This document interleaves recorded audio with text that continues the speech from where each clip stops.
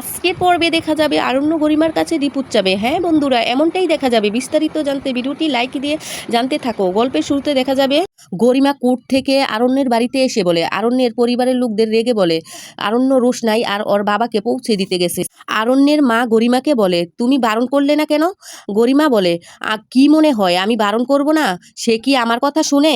আমার ভুল হয়েছে এমন একটা ছেলের সাথে মেলামেশা করা।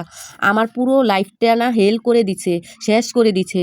আরণ্যের বৌদি বলে, মৃত্যুর খবর পেয়ে ভেবেছিলাম ফাইনালি আপদটা মোর ঘাড় থেকে নেমে গেছে, কিন্তু না, সে তো দ্বিতীয়বার বেঁচে এসেছে, সঙ্গে বাবাকে নিয়ে এসেছে। এসে কি করছে? বাদশাকে নিয়ে টানাটানি করছে। গরিমা বলে, এই মেয়েটাকে বোন বলে পরিচয় দিতে হবে। আমি পারবো না, মিথ্যাটাকে আমি সারা জীবন গ্রহণ করতে পারবো না। অরণ্যের বাবা বলে, ডাক্তার এসে কি বলবে? ডাক্তার যে টাকা খেয়ে ব্যাপারটা করেনি কে বলতে পারে?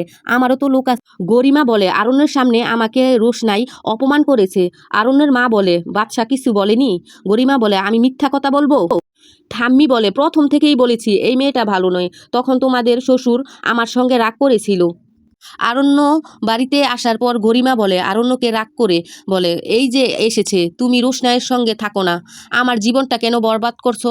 আরণ্য বলে, আমার সঙ্গে থাকতে না চাইলে থেকো না। এমন বহু মানুষ সেপারেট হও না, আমরা নিজের ইচ্ছে মতো জীবনযাপন করি না। আরণ্যর বাবা বলে রেগে, বাদশা। আরণ্যের মা বলে, তোমার মুখে যা আসছে তাই বলছো, তোমার মুখে কিছুই আটকাচ্ছে না, তোমার জন্য মান সম্মান থাকবে না। আরণ্য রোশনাইয়ের বাড়িতে গিয়ে বলে, আমাকে এক গ্লাস পানি দেও না। আরণ্যকে বলে রোশনাই, আপনি বসেন, আমি পানি নিয়ে আসি। আরণ্য বসে রোশনাইকে হাত ধরে বলে, আমি তোমাকে কতটা ভালোবাসি তুমি কি বুঝো না? এদিকে সুরঙ্গমা দেবী রঞ্জন প্রসাদজির ভাইকে বলে, আমার সংসারটা ভেঙে যাচ্ছে। সুরঙ্গমা রঞ্জন প্রসাদজির ভাইকে বলে, আপনি যখন বিপদে পড়েছেন তখন আমি হেল্প করছি না, তাই না? রঞ্জন প্রসাদজির ভাই সুরঙ্গমা দেবীকে বলে, তখন তোমার স্বার্থ ছিল তাই হেল্প করেছো।